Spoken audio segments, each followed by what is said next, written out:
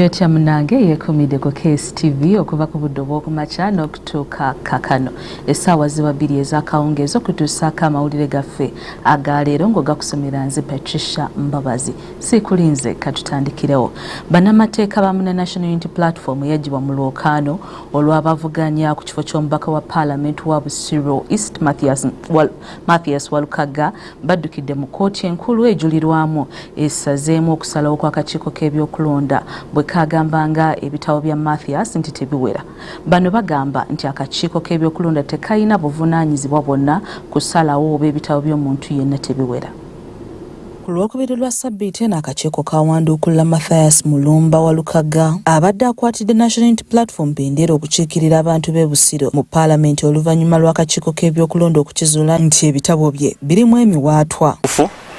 Mu nsonga ya Busiro County East akakiiko kafulumiza okusalawo kwako era nga twalungamizza ku nsonga eno tugamba nti no kituufu oluvannyuma lw'okunoonyereza ebyatuleeteddwa ebyatuweereddwa n'okubyekenneenya obulungi okusinziira mu mateeka ne mu buyinza bwaffe ng'Electoral Commission kandidate yasunsulwamu omwami Walukaga Mathias teyatuukiriza bisaanyizo eby'okusunsulwamu ku mutendera ogwo okwesimbawo ku kifo ky'omubaka wa Parliament. Abakulembeze ba National Unity Platform nga kye bajje balaba ensala eno baategeeza nga bwe bagenda okujulira ensala eno mu kkooti enkulu nga bagamba nti okugibwa kw'omuntu waabwe mu lwokaano akakiiko kakikoze nga tekagoberedde mateeka. Fenga NUP zino ensonga tuzitwala seriously.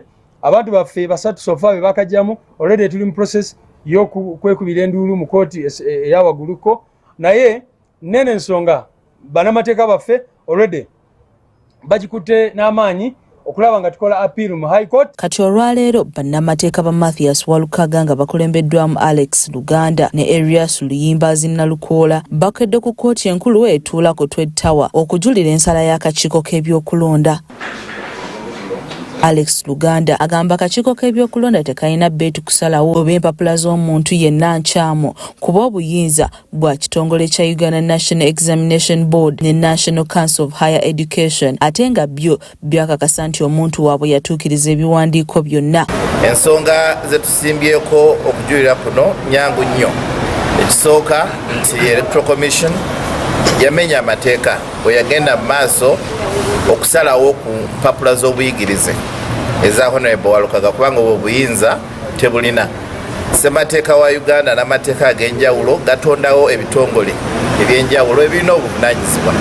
Era obuvunaanyizibwa Electoral Commission tebuli kupima mpapula na kutegeera ani alina obuyigirize oba nedda. Obuvunaanyizibwa obwo amateeka gabukwasa National Council for Education awamu ne UNEP. Ate ye Nalukoola agamba nti akakiiko k'ebyokulonda kandiba n'olukwesikwesi olw'obutayagala muntu waabwe avuganye mu kalulu k'omwaka ogujja kuba n'ensala eraga nti ebitabo bya Walukaga birimu ebituli baagikolanga ennaku z'omwezi 25 omwezi oguwedde ne bagifulumya nga wayise Ssabbiiti ezisoba mu 2 ekitaali kya bwenkanya. Twagala eno kkooti enkulu esalewo eggoye ebyo biggwe kubanga bali bakoze by'amanchoolo nabo bennyini ne bafuna entengereze nga bamaze okuwa ensalawo yaabwe. Ensala gye baakola nga 25 ne bagituulako ne batagita ndowooza nga beefumiitiriza n'ebino bye tukola ddala bye bisaanidde. Akakiiko k'ebyokulonda mwewuunyisa nnyo. Temuyinza kukola nsala ng'ensalawo ya byakulonda ng'okulonda mukumanyi nti kulina obudde bugere ne mugikola nga 25 ne mugifulumya oggiwagwe mugiwadde nga wayiseewo ebbanga eryenkanidde awo temuyinza gifulumya nga 9. Bano tubabuuziza oba balina essuubi nti ekkooti enaabanguyiza okubawa ensala ng'akakiiko k'ebyokulonda tekannakoba bukonge ne batwanukula bwe bati. Mukola mwami byabakama weetereze tuzze wano banno bakuyamba abalamuzi bajjewo ebyo ebikyafu bye muzze nga mukola eyo mu Electoral Commission ku mwami Walukaga. Tusuubira nti kkooti enegenda kuwa obwenkanya mu budde. Mathias Walukaga kati obwesiga abutadde mu kkooti eno okulaba ng'ebawa obwenkanya asobole okusigala mu lwokaano ku kifo ky'omubaka wa Busiro East.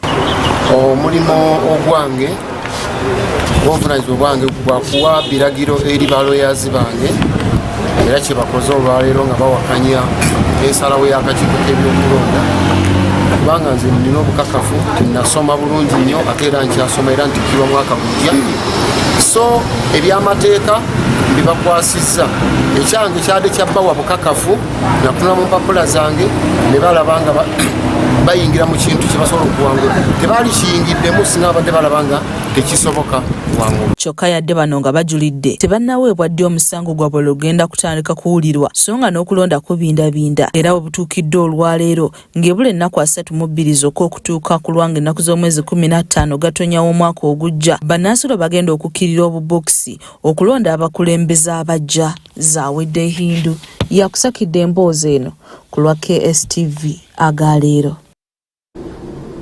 Kulikayo news Zawedde Hindu ngeyo tuvuddeyo Kyaddaaki Kamalabyonna wa Buganda munnamateeka Charles Peter Mayiga alangiridde ng'omulimu ogw'okuddaabiriza amasiro g'e Kasubi bwe guwedde mu butongole. Katikkiro ategeezezza nti omulimu guno guwemmeese ensimbi za Uganda obuwumbi 13. Mu kusooka Katikkiro w'amasiro omwami Nkalubo David wamu n'Oweekitiibwa Kaddu Kiberu basoose kulambuza Katikkiro Charles Peter Mayiga wamu ne baminisita ennyumba eyamuzibwazaala mpanga bwewedde kosa n'obulimu obutonotono mu masiro obadde bwasigalira.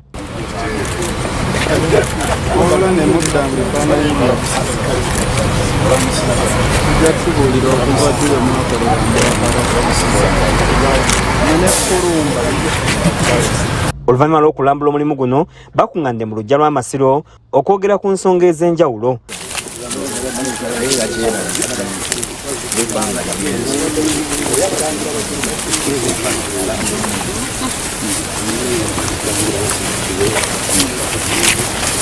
Katikkiro analangiridde ng'amasiro gamaliriziddwa mu butongole bw'atyo neyebaza abantu ab'enjawulo olw'omulimu omunene gwe bakoze okulaba ng'amasiro gano gaggwa. Omulimu gw'okuzaawo omuzibwazaala mpanga guwedde leero nga 12 Desemba 2025. Onebaza Ssaabasajja Kabaka wa Buganda olw'ennambika gy'akoze gye bali kosa President Museveni ne gavumenti ye olw'obuyambi bwawaddeyo wamu n'Oweekitiibwa Kaddu Kiberu olw'ebyo byonna byakoze okulaba nti omulimu guno guyimirizibwawo. Nebaza abantu ab'enjawulo abaliko kye bakoze kuva amasiro lwe gajja okutuuka kaakati. Nebaza Oweekitiibwa John Baptist Walusimbi eyali Katikkiro olw'enteekateeka ze yakola ng'amasiro gayidde. Nebaza baminisita ab'enjawulo ababadde bakwatibwako ensonga eno obutereevu omuli Oweekitiibwa Muhammad Ssemambo Ssekimpi, Oweekitiibwa Walusimbi Sseŋŋendo, Oweekitiibwa Kyewalabye Male. Nebaza abatudde ku bukiiko obw'enjawulo obubadde bussibwawo okukola omulimu guno omuzibu. Naye ng'akakiiko akasinza okukola omulimu kakulibwa Oweekitiibwa Kaddu Kiberu. Katikkiro ategeeza nti omulimu gw'okuddaabiriza amasiro gw'omesa obumbi bw'ensimbi za kuno 13 era nga nalambuludde ku bintu eby'enjawulo ebikoleddwa okulaba nga amasiro gano gaddaabirizibwa. Ebyava mu nkola ey'ettoffaali kuliko obuwumbi 4 n'obukadde 300 ezaava mu gavumenti eya wakati. Endala tubadde tuzijja mu ggwanika lya Buganda nga tukozesa obutetenkanya obw'enjawulo. Katikkiro Charles Peter Mayiga nga lwamu n'Obwakabaka beeyamye okukuma amasiro gano era nga bayambibwako ekitongole ky'Obwakabaka eky'ebyobulambuzi ekya Buganda Heritage Tourism. Katikkiro w'amasiro gano mwami Nkalubo David awadde emitendera egiyitiddwamu mu kukola ennyumba eyamuzibwazaala mpanga wamu n'amasiro era n'ategeeza nga bakola omulimu guno bayitidde mu nnono nga teri kintu kyonna kikyusiddwa. Ennyumba muzibwazaala mpanga eddizibwawo era nga wetwogerera ogenda kusaba kisasi z'abazaana ziddaabiriziddwa ekisaakaate ekyemmuli tetulina kye tukyusizaako tetulina kye twongeddeko. Minisita ono n'Oweekitiibwa Dr. Anthony Wamala ategeeza nti omulimu guno yasanga gulina we gutuuse wabula nga abaddewo okutuusa we bagumaliriza era nga wabulayo ebintu bitonotono ebisigadde okumalirizibwa. We nayingirira mulimu guno ku nkomerero ya 2023 kituufu emirimu gyali gitambula naye era twasangawo emirimu mingi egyali gikyasigalidde okukola. Oluggi luno lwennyini wetuli lwali tetunnakolebwanga bwe luli. Ennyumba zino zonna eziri wano zaali za mabaati kati ziriko essubi. We tusimbye emmotoka mwena mumanyi abaali bamanyi wano mwali mumanyi bwe wafaanana naye kati wakole. Ye Commissioner wa Uganda Tourism Board Jack Kiza yeebazizza Obwakabaka olw'okubawa omukisa okukolera awamu okuzzawo amasiro nga bagoberera emitendera egy'okuziyiza ebyo byonna ebiyinza okugonoona era n'asuubiza nti wakwatiramu nabo okukola amasiro amalala agasigalidde. Tulina sites oba sites endala ez'obuwangwa ezetukolako wamu. Tubeebaza okulaba nti we are a team wamu ne BHTB okulaba nti tukola nga team okulaba nti ebintu byaffe ebyobuwangwa bisigadde ate tubikozeeko for conservation okulaba nti future generations oba abaana baffe abalijja mu generations balibirabako. Kyasanku Benadi yakusakidde eggulire lino ku KSTV Agaleero. Weewaawe yonga tuvuddeyo ekitongole ekirondoola omutindo gw'abasawo n'amalwaliro nga bakulembeddwa Dr. Bernard Bagaya basabye bannayuganda bulijjo kakasanga obutuufu bw'ebifo ebijjanjabirwamu eby'obwannannyini nga tebannagendayo kufuna bujjanjabi. Bano bagamba nti oluvannyuma lw'okufuna okwemulugunya okuva mu bannayuganda ab'enjawulo olw'obulwaliro obwannannyini nti tebulina bisaanizo bakoze ekikwekweto mwe balagidde obulwaliro obuwerako naddala obwo obutalina bisaanizo okuggala mbagirawo nga bukolera mu Kampala n'emiriraano. Dr. Bernard Bagaya omumyuka w'omuwandiisi w'ekibiina ekigatta abakugu mu nsonga ez'ebyobulamu ekya Allied Health Professionals Council yakulembedde ekikwekweto kino ekigendeddwamu okwekebejja obulwaliro obutatuukanye na mutindo kw'ossa abasawo nga bano babadde bayambibwako ekitongole ekivunaanyizibwa ku kulondoola ebyobulamu okuva mu maka ag'omukulembeze w'eggwanga Uganda. Ono agamba nti bannayuganda bangi tebafaayo okusooka kwekenneenya oba be bagenza okufuna obujjanjabi abasawo babo bakugu oba beeyiiya bweyiiya nga baagala kasente era nga bw'akyategeezezza nti tebagenda kuttira muntu yenna ku liiso singa nnaasangibwa nga talina bisaanyizo. Be vigilant as patients or as members of communities. When you go out to seek health services or medical services, when you reach the reception, to identify a facility which is authorized to operate and treat and manage patients, you should scan the walls. By law, a licensed facility must have a license displayed in plain view where everyone can easily read that that license is valid for the current year. Mu kikokoto kino abobuyinza bagaddewo obulwaliro obuwerako obusangiddwa nga tebulina lukusa lwetaagisa kukola nga muno bazingiddemu n'amalwaliro agaali geewandiisa wabula nga layisensi zaggwako. But if circumstances warrant, that's the only time I play them. But don't call him because if you are the in charge, it's all I want.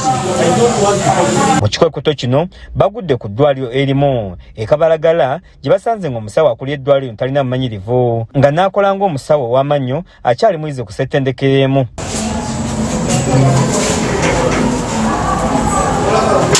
Dr. Bernard Bagaya ayogedde lwaki bakoze ekikwekoto kino oluvannyuma lw'emisango gy'obutakola bulungi mu bujjanjabi okweyongera wamu n'okwemulugunya okuva mu bantu ku nneeyisa y'abasawo mu bifo ebimu eby'obwannannyini. But we have also unfortunately found a good number of facilities which did not meet the standards, either in terms of facilities and infrastructure.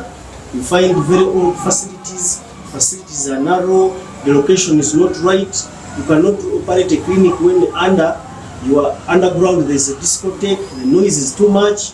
So we have, where we found that the excesses are too much, we have closed those facilities. Abawinza bagamba nti ebikwakuta ekikula kino byakugenda mu maaso mu bitundu ebirala n'okulaba nga ebyobulamu byonna bituukana n'omutindo ogwetaagisa okukuuma obulamu bw'Abannayuganda. This activity continuously, and we shall be periodically going out to the communities, and our teams are going to remain active.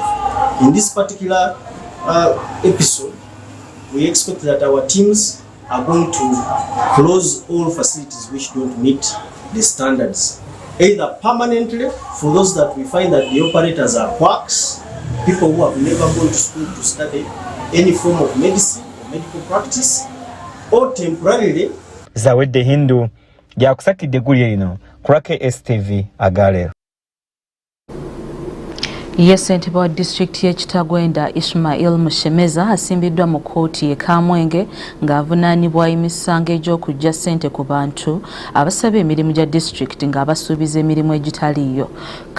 Kambada asimbiddwa mu maaso g'omulamuzi w'e Kamwenge Atim Harriet nga bamusomedde emisango egiwerako omuli n'egy'okuggyako abantu ssente mu lukujjukujju. Olwaleero ssentebe wa disitulikiti y'Ekitagwenda Ismail Mushemeza Kabanda asimbiddwa maaso g'omulamuzi Tim Harriet n'asomerwa emisango egiwerako okuli n'okujja ssente ku bantu mu lukujjukujju ng'abasuubiza emirimu. Obtaining money by false pretense, contrary section 285 of the Penal Code Act. The particulars are that you, on the 10th November 2024, at Kitagwenda district, from Kavel to Musime, by falsely pretending that he was to get a job of enrolled nurse at Kitagwenda district. Ono okukwatibwa n'okuvunaanibwa kiddiridde ab'akakiiko akalwanyisa obulyake n'obukenuzi mu maka g'obwa President, poliisi wamu ne ofiisi ya Ssaabawaabi wa gavumenti okukola okunoonyereza nga bagamba nti ebikolwa bino ono yabikola wakati w'omwaka gwa 2024 ne 2025 mu kitongole ky'abazaalisa ne bannansi Kitagwenda. Okusinziira ku ludda oluwaabi, Kabanda ne banne abakyanoonyezebwa balimba abaagala emirimu ne babasasuza ssente wakati w'obukadde 5 ne 15 nga babasuubiza emirimu egitaliiyo. You obtained 505,000 shillings from Kavel to Musime by falsely pretending that he was to get a job of enrolled nurse at Kitagwenda district local government for his daughter, Wancho Mukama Claire. Kigambibwa nti be baasuubiza emirimu baaweebwa amabaluwa ag'ekikwangala okuva mu kakiiko akagaba emirimu wabula ne bakizuula nti majingirire ne basaba Kabanda abaddiza ensimbi zaabwe kyokka ne yeerema. Bano baaloopa emisango mu kakiiko ka State House akalwanyisa obulyake n'obukenuzi akaatandika okunoonyereza wabula okunoonyereza bwe kwatandika kigambibwa nti ssentebe ono yeekweka okumala ebbanga okutuusa lwe baamukutte.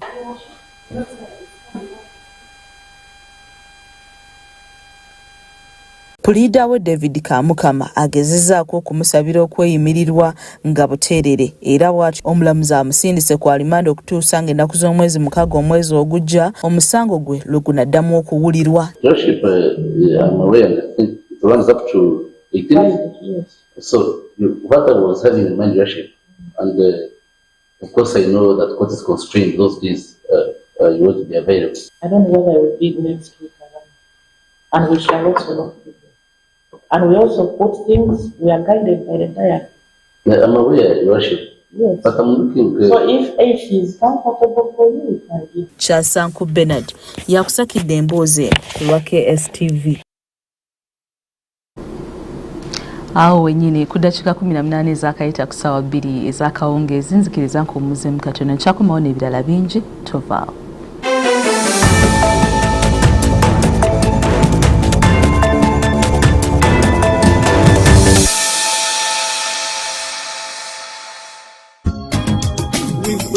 Merry Christmas and a Happy New Year. We wish you a Merry Christmas and a Happy New Year. Tubagaliza sekukulu yesanyo. N'omwaka omujja gubabeerere kwa mirembe. Banane, pole pole. Tugenda wanga 3 mu Desemba. Kekyali kulanga kulala olunaku mulindwa olunaku lwa prayer bridge lukubye kode. 3 mu Desemba egenda kuba ya byafaayo abantu b'e Masaka, abantu b'e Kabale, Mbale, Jinja, Soloti, Iganga, Mubende, Mityana, Wakiso, Kampala n'Emererwano. Fenna tugenda kugwera ku Good News Church Bulenge Subi w'Omusumba Solomon ne Doreen Mwesige. Kati tosaako programu ndala yonna anti abasumba bo bagenda kuba bakusabira nga bulijjo bakulaguleko boogera eri obulamu bwo oyingira omwaka ng'oli muwanguzi. Tuzze tulaba ebigambo by'omusumba nga bituukirira kimuku kinnaakyo nga bw'abyogera mu prayer bridge. Kati n'omulundi guno Katonda agenda kukola ebinene gwe abadde awulira ebiwulire jangu obyerabireko. Katonda atasusula mu baana be nawana kukola obulungi nga bulijjo. Tugenda kuwaniriza omwaka mu ngeri ya byafaayo, tukube ebiriro liro ngamba fireworks ezigenda okubaluka mu bbanga, tukube ettendo, tuggyeyo ebitaasa, tugulumize Katonda. Amazina tugamala embiwato wamma abayimbi baba gospel batuufu balyoke batukuba omuziki. Obudde bunagenda okuvaako eddiba gwe yazenga oli mulwadde wammango wa bujulizi anti abasumba baffe bagenda kuba basabira abantu omukuumu bakusiga amafuta wamma onogenda okuyingira omwaka ng'ebikoligo ofuma bifume. Ffe ssaawa nnyo ez'okumakya tujja kuba tusimbudde tuyite mu lunaku lwonna awamu n'ekiro. Prayer Bridge y'omulundi guno ejidde ggwe kati 31 Desemba ffenna twayiwe ku Good News Church e Bulenga eri mayiro 8 zokka okuva e Kampala ku Mityana Road opposite ne office za National Water okumpi n'ekizimbe kya Prime Shopping Center.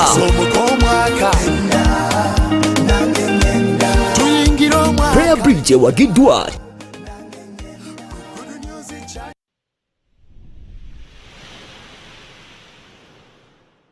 bakola bulungi emirimu gyabwe miyonjo genuine estates yagala ettaka okutalinkayana yadde nnyombo genuine estates genuine estates. Oyagala ennyumba ey'ekirooto kyo factory oba z'abapangisa faamu yakulimirako oba yakulundirako kyogere tukikuwe n'ekyapa mu ngalo. Tulina ettaka mu bibuga n'ebweru w'ebibuga. Ffe wano ku Genuine Estates Uganda Limited tupima amataka n'okuba pulaani z'amayumba. Tusangibwa mu tawuni y'e Wakiso ku Genuine House Hoima Road. Tufune ku 039 oba 0759 tukolere wamu oganyulwa kinene.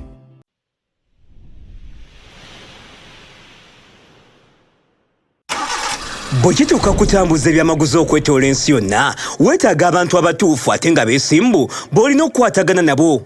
Ku Get Quick International kino kye twenyumirizaamu. Tutambuza ebyamaguzi ku mmeeri, ku nnyonyi, ku ttaka, okubikiryalinga, okulaba nga bituusa wonna w'oli. Ng'oli wamu naffe osobola okugula ebyamaguzi gamba ng'engoye, ebyamasannyalaze, ebyawaka na buli kalonda mu butale bwonna obw'ensi yonna. Olwo ttiimu yaffe ekola essaawa 24 n'ebikolako paka nga bituusa w'oli. Tukyalyeko ku yafeesi zaffe Kamoo kya Kanjukya Street mu kibuga ky'eggwanga Kampala oba otukubire ku ssimu zaffe okumanya ebisingawo. Noti 772 noti 4 noti 4 oba noti 7 544 47 oba oyite ku mutimbagano gwaffe ogwa www.gqilogistics.com ofune ebisingawo.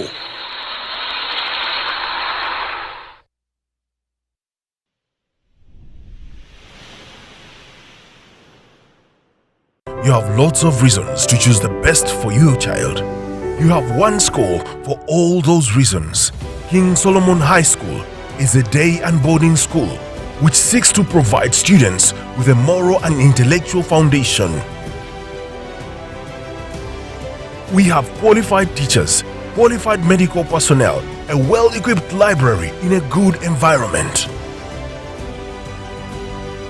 We have spacious dormitories and a standby generator.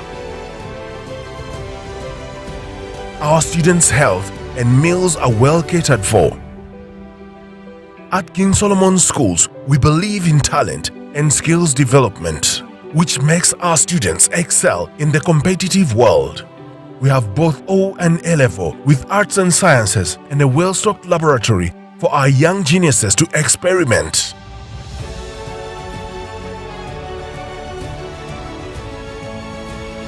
For more information, come to our offices or call us today. King Solomon's High School, a member of King Solomon Schools. We educate, train, and promote.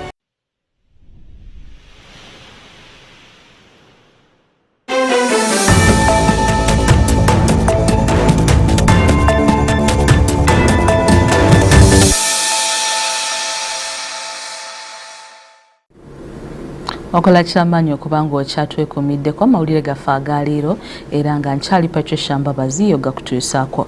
President Museveni nga yakwatidde ekibiina ki National Resistance Movement bendera ku ky'omukulembeze w'eggwanga mu kalulu k'omwaka ogujja sabbiiti ejja asuubirwa okutalaaga ebitundu bya Buganda eby'enjawulo ng'anoonya akalulu akanaamuzza mu Ntebe. President Museveni wakutandikira mu disitulikiti y'e Mubende ku bbalaza ya sabbiiti ejja. wakati mu kwetekera okwaniriza President Museveni mu district y'e Mubende Sabiti ejja gyasuubira okugenda okuyega abaayo. Ssaabakunzi w'ekibiina kya NRM Dr. Rosemary Nansubuga Senninde ng'akiikidde ssaabawandiisi w'ekinational Honorable Richard Todong alambudde bannamubende era n'alambika abakulembeze baayo ku buki abagenda okwanirizamu n'okuniriza President Museveni akalulu. Nkubiriza bana Greater Mubende okwaniriza President mu mbeera esinga oboolyawo naye yonna gy'atambudde. Yonna gye tutambudde abantu baaniriza bulungi President. Naye nga okwaniriza kwa President kuno abantu bannayuganda basinze okulaga nti ddala baaniriza President kumwebaza bwebaza. N'olwekyo tusaba n'ab'e Mubende, ab'e Buganda, mikwano gyaffe omukulu tumwanirize n'essanyu, tumwanirize nga tulaga nti ddala tuli basiimu olw'okutukuumira mirembe kubanga ndooza Buganda kye kitundu ekyasinga okukosebwa mu lutalo olwaleeta emirembe gya Uganda. Senninde asookedde mu constituency y'e Kasambya ng'eno President Museveni gy'agenda okukuba olukuŋŋaana olusooka era ng'eno asanze abaabe beetesiteese dda era n'alambuzibwa ekifo ewagenda okubeera olukuŋŋaana. Ono akunze abakulembeze b'ekitundu nga bakulembeddwamu omubaka wa Kasambya David Kabanda okuvaayo mu bungi okwaniriza omwagalwa w'amangi. Ku mulundi guno kano akalulu kakufana kuwona nviira mpitewo kakubaawo mpitewo n'olwekyo bannange njogera nga ssaabakunzi wammwe nga mbegayirira bannange tetweswaza omusajja tumuwa akalulu omulundi guno President Museveni kana akalu ke tugenda okumuwa si kakira naye kakumwebaza tulina okwebaza omusajja ono. Njagala twebaze President Yoweri Kaguta Museveni emirembe gyakuumidde Uganda emyaka 40. Oluvudde wanayolekedde Mubende ku Joyce Hotel gyasinkana abakulembeze ba NRM Greater Mubende okubaganya ebibuzo ku ngeri gye bagenda okwanirizamu ssentebe w'ekibiina kyabwe ng'eno abadde wamu ne Honorable Kiwanda Ssuubi wamu n'omubaka David Kabanda n'abakulembeze abalala. Bano abalambise ku mateeka agagenda okugobererwa nga baniriza President Museveni bw'atyo n'abasaba okukunga abantu baabwe babeerewo mu bungi era n'abategeeza nga bwe bakwasibwa eddimu ery'okuniriza President Museveni akalulu. Akalulu kano yasazeewo nti akalulu ke ayagala ababa bakanoonya, ababa bakakwata, ababa bakabeera mu mitambo be bakulembeze ba structures. Basaba ne bannyabo tekibangawo. Nze mbadde mu structures NRM ebbanga lyonna lye mbadde mu bukulembeze. Sifunangako mukisa kuntuukirira oba kutuukirira structure yange kugamba nti bannange kakati mujje tugende tunoonya akalulu k'omukulu. Bw'ati abasindise okugenda nga bava nju ku nju nga bakunga abantu okwetaba mu nkuŋŋaana zonna President Museveni zagenda okuba mu kitundu kino ng'abalwebazi bakola mu bitundu gy'ayise. Buli yenna ayina ekifo kya wansi oba ali ku level ki naye nga yatandikira wansi ffenna tuddeyo. Kakati ffenna tulina kuddayo eri ne twebalira ku level eyo tusobole okulaba nga tunoonya akalulu ka taata. Omubaka Kabanda ategeeza nti e Kasambya President Museveni agenda okutandikira okuyega abantu mu Buganda. Bw'atyo n'akunga abantu bonna okugenda mu bungi banirize President Museveni. Ono okunoonya akalulu ng'ava mu Bunyoro okuyingira Greater Mubende atandikidde Kasambya ng'ennaku z'omwezi 15 ku Mande. Nja kusaba banna Kasambya bannamubende ebitundu byonna Greater Mubende mujje twanirize President mu maanyi abantu ba Buganda bamanye, abantu b'ebitundu ebirala bamanye, abantu b'ebweru bamanye nti bino bibadde boogera ebyawolokoso nti President tali popera mu Buganda bakirabire e Kasambya. Ayogedde ku butakkaanya obubadde mu banna NRM mu kitundu ekyo wabula n'ategeeza nti bagenze babugonjoola. Erumaaluma ffekka ebizibu ebyava mu kamyufu bye byokka naye nga ku President Museveni tuli kimu.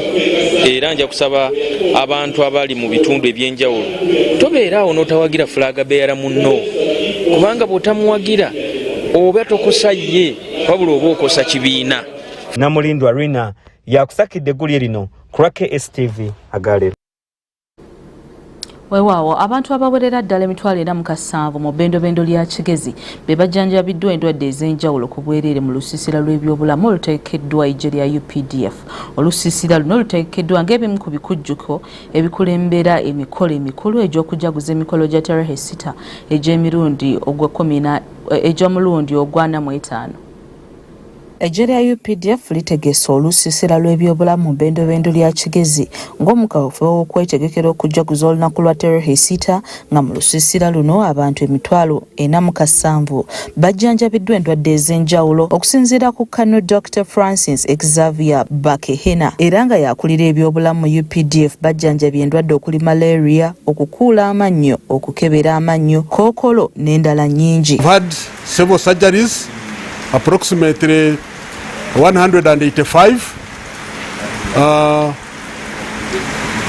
The most surgery that has been performed here is herniorrhaphies. Herniorrhaphies is the correction of hernias. Most people in Kigezi have hernias. Kano Dr. Bakehena agamba nti okusinziira ku kunoonyereza kwe bakoze n'abantu be bakajjanjaba obulwadde bwa malaria bwerisiza nnyo enkuuli mu bitundu bya North Kigezi ate nga ne kansa w'omumwa gwa nnabaana yeeyongedde mu bakyala n'ebitundu 8 ku buli 100 kyagamba nti kyeraliikiriza. Which is rampant is malaria, but not in South Kigezi. Malaria is rampant in the North Kigezi, in Kanunga and Rukunjiri.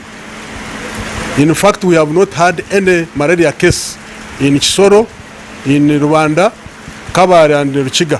It is so surprising. But we have had so many cases in Rukunjiri and Kanungu. A long way to have screening, cervical cancer screening in women. So far, the positives, when I say positivity, means the rate. We have almost 80% positivity of cervical cancers in the region. Ono alaze okusoomoozebwa kwe basanze wakati nga bakola omulimu gw'okujjanjaba abantu mu bitundu bino omuli ensozi ennyingi wamu n'obunnyogovu obuyitiridde. We have had several challenges. Kigezi has been challenging to most of our teams, especially in terms of terrain and weather. Most of the districts like Chisolo, like Rwanda, Kabare are too hilly with narrow roads, very steep roads. Those roads have challenged most of our vehicles. We have had so many mechanical recoveries because of the roads. They are tiny and maneuvering through them has been very hard. Ono alaze nti abantu abali waggulu w'emyaka 4 okudda waggulu be basinze okwettanira obujjanjabi buno naddala abakyala olwo ne baddirira abaana abali wansi w'emyaka 10. Zaawedde Hindu yakusakidde emboozi eno ku lwa KSTV Agaleero. Eyo nga tuvuddeyo, President Yoweri Kaguta Museveni akakasizza abannansi nti teri agenda kutabangula mirembe mu ggwanga era n'alabula abo bonna abagenda bakuma omuliro mu bantu nti buli anaakigezaako eyamwalula esiridde. Asinzidde mu kusaba kw'eggwanga okw'okwebaza okufundikira omwaka okuteekeddwa mu maka g'obwa President Entebbe. Eggulo lya leero Pulezidenti Yoweri Kaguta Museveni ne mukyala we Janet Kataka Museveni basembezza abagenyi ab'enjawulo mu kusaba okwekwebaza Katonda okufundikira omwaka 2025 nga kuno kunidde mu maka g'obwa Pulezidenti Entebbe. Okusaba kwetabiddwako bannaddiini okuva mu nzikiriza ez'enjawulo kosa omumyuka wa Pulezidenti Jessica Alupo, Ssaabalamuzi w'eggwanga Alfonso Winnie Dolo, baminisita, abakiise b'amawanga kosa n'abakungu abalala. Okusaba kutandise na ttendo okuva mu kwaya ez'enjawulo kosa ennyimba ez'amazaalibwa n'amataali nga kwotadde kosa n'ennyimba essuuta omukulembeze w'eggwanga lino nga n'abazimbi tebalituumidde mwana.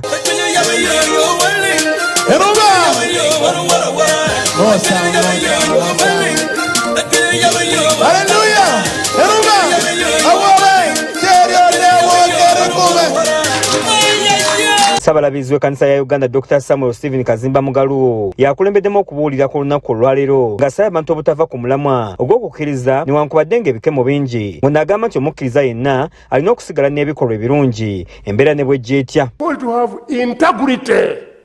This passage is talking about honesty. When you do the right thing, integrity means being the same person in darkness as if it's broad daylight. Bw'atyo Kazimba asaba Bannayuganda okusiima ebirungi ebikoleddwa mu ggwanga lino ng'eddembe ly'okusinza, eddembe ly'abakyala n'abavubuka, enguudo ezikoleddwa n'ebirala. Ono asiimye Pulezidenti Museveni olw'okuyimbula abasibe gye buvuddeko ng'akozesa obuyinza obumwe bwa ssemateeka. Very good. Don't talk about those ones inside, but General Katumba has done a good job. General Katumba, you should appreciate God for the Lords. You know, sometimes it is easier to grumble instead of appreciate what you have seen. Instead of grumbling for what you haven't seen.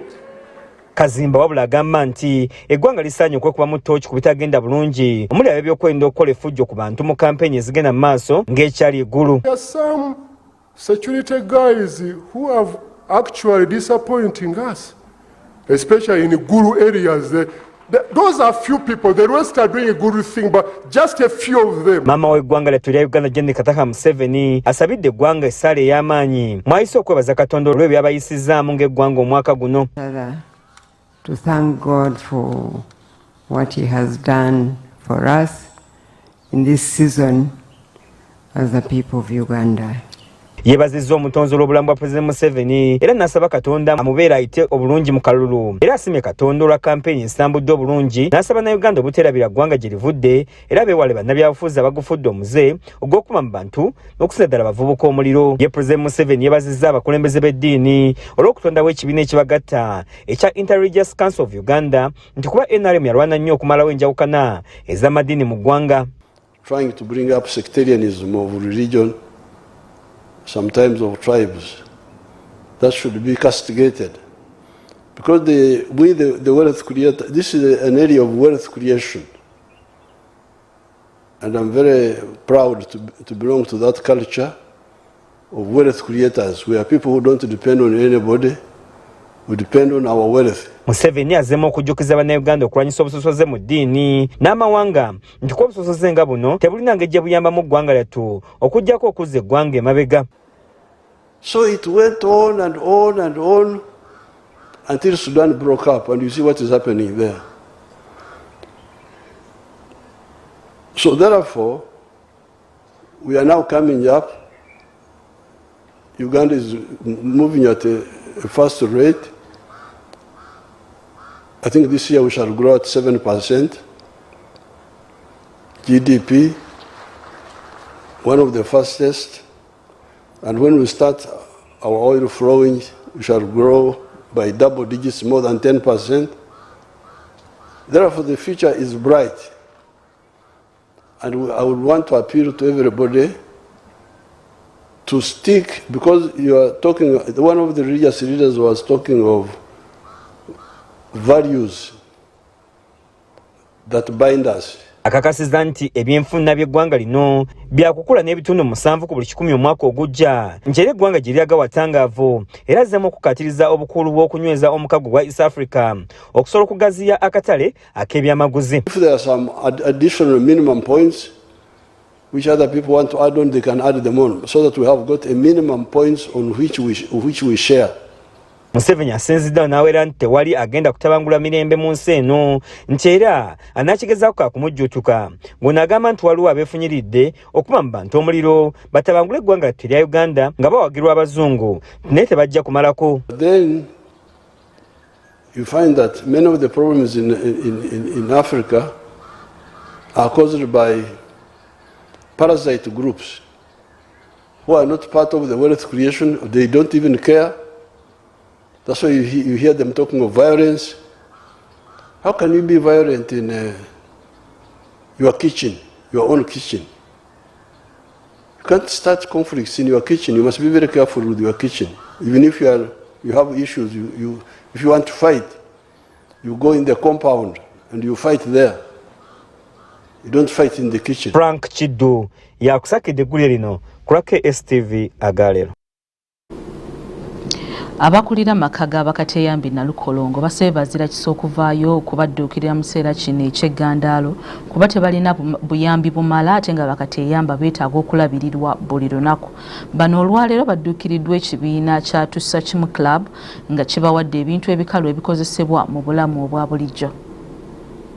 Amaka g'abakateyambe Nalukolongo mu kibuga ky'eggwanga Kampala gatandikwawo Kalidinali Emmanuel Nsubuga nga kati mugenzi mu mwaka gwa 1978 nga musala kino amaka gakuuma abakadde abali myaka egy'enkaaga ababudaabudibwa wamu n'abalabirirwa okusinziira ku Sister Maria Matiruda Nakiyaga akiikiridde akulya amaka gano agamba nti ekifo kino ky'abakadde abalema wamu n'abalwadde era nga gatandikibwa okusobola okuyamba abantu bano abatalina mwasirizi okusobola okubudaabudibwa wamu n'okulabirirwa. Twagala okwebaza ennyo bakadde baffemu abaliwo ate simmwe mwekka naye n'abalala abayambye ekifo kino. Ekifo kino tetwalisobodde n'akamu kubaako omulimu gwe tukola nga temuliiwo. Naye olw'obuyambi bwammwe, olw'okwewaayo kwammwe n'okwevaamu n'okwerekereza omulimu guno gusoboka. Onategeeza ng'ekifo kino bwe kiri ekifunda ennyo wabula nga mu kiseera kino kiri mu kuddaabirizibwa essaza ekkulu erya Kampala. Tulina abantu bangi abatusaba okujja naye tetulina kifo, tukyali wafunda naye nga twalyagadde nnyo okubaleeta wano. Bwe tuba nga tetusobodde kubaleeta wano kye tukola ekirala kwe kubalabirira eyo gye bali mu maka gaabwe oba mu bantu baabwe. Bammemba batuusa kimu club nga bakulembeddwamu ssentebe waabwe Peter Sentale badduukidde bakateyamba bano n'ebintu ebikozesebwa mu bulamu obwa bulijjo wamu ne tulya Ssekukkulu nga bawadde ebintu okubadde omuceere, sabbuuni, butto n'ebirala. Bano bategeeza nga bali abasanyufu okulaba nga basobodde okubaako ne kye bawa bakateyamba bano era ne beeyama okwongera okubakwasizaako wamu n'amaka gano ge bagamba nti gakyetaaga obuyambi. Bakama baffe abatuusa kimu batasobodde kujja naye nga wano we bali tuli nabo mu mutima oba mu mwoyo basanyufu nnyo okulaba nga tuli wano olw'abakadde bano. Ssentebe watuusa kimu Peter Sentale agamba nti enteekateeka eno ey'okuyamba abantu bano bakugibunyisa mu bantu abalina obwetaavu mu bitundu eby'eggwanga eby'enjawulo nga bakoze ku bali mu kifo kino olunaku olwaleero. Tuzze wano e Nalukolongo bakateyamba okujja obbalabako n'okubaleetera ebintu bino tusa kimu club byetutisse tujje wano tulabe abakadde bano. Onaakowodde abazira kisabalala na buli muntu yenna asobola okubaako ne kyatola okuvaayo okwasizaako amaka g'abakateyamba gano. Abantu bonna abasobola balina obusobozi bonna bayambe ku bantu ba Katonda bano kubanga abantu bano bw'obayamba oba oyambye Katonda eyakutonda era akuwa obugagga bw'olina. Saba abagagga bonna bayambe abanaku bano. Mukwaniriza ettu eriweereddwayo amaka gano, Sister Matilda yeebazizza abatuusa kimu okulaba nga bavuddeyo ne babadduukirira era bw'atyo n'asabazira kisa okulaba nga bakwasizaako n'ebintu ebirala bye beetaaga okulabirira abakadde bano. Tweyanze Zawedde Hindu yakusakidde eggulu lino ku KSTV Agaleero.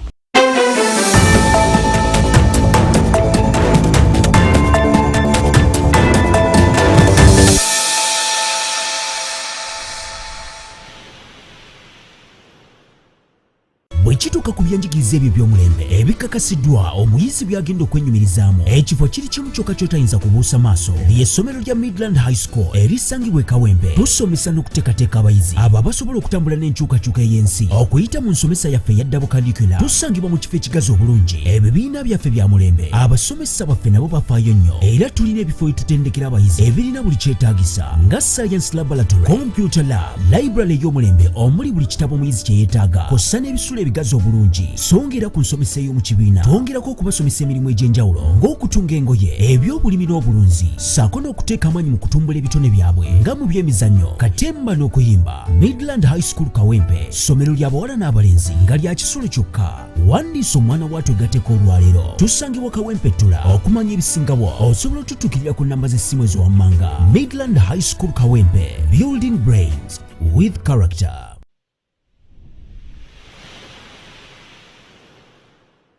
Muzadde munnange teri kya muwendo ky'osobola kuwa mwana wo kisinga mulimu gwa mutwe. Abia Skills Institute ekyengera wa Kimese Road, ssomero lya Dandi Boarding erina buli ekyetaagisa kyonna okusobozesa omwana wo okufuuka omukugu mu mirimu omuli courses nga building and construction, metal fabrication, plumbing, journalism, business administration, hairdressing and cosmetology, secretarial studies, hotel and institutional catering, electrical installation, motor vehicle technology ne courses endala nnyingi nnyo ku mutendero gwa diploma ne certificate nga zisomerwa emyaka ebiri gyokka. Okumanya ebisingawo yitira ku 0793 333 333 oba 0705 79 13 79 0751 56 983. Abia Skills Institute ekyengera wa Kimese Road.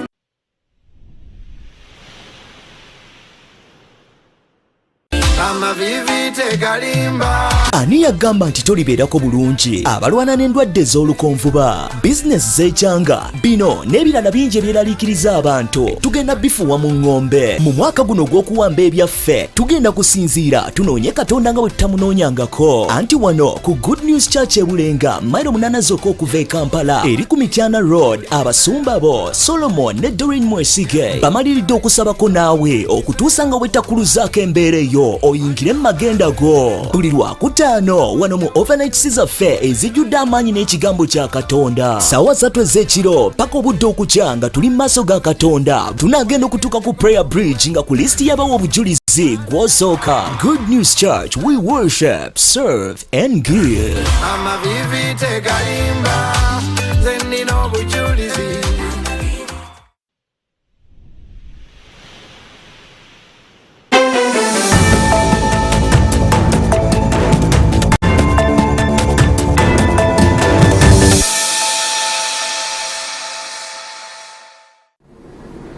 Kulikayo nnyo mu kuwummulamu kyali Patricia Mbabazi okutuusaako amawulire gaffe agaleero. Tandise n'ababaka abaliko obulemu okuva mu paalamenti za East Africa nga leero batunse mu muzannyo gwa darts oguyindidde ku paalamenti y'eggwanga mu Kampala. Bano batenderezza empaka zino olw'okuyambako okunyweza obwa Sseruganda obw'amawanga g'omu buvanjuba bwa Africa era we buzibidde nga Kenya era ebyalo ebyamu bubonero. Ng'empaka z'omwaka guno ez'emizannyo gya paalamenti ez'amawanga g'obuvanjuba bwa Africa zongera okuyinda mu kibuga Kampala. Era ababaka abaliko obulemu batunse mu mpaka z'okukasuka obufumu obutono ziyite darts nga zino ziyindidde ku paalamenti y'eggwanga.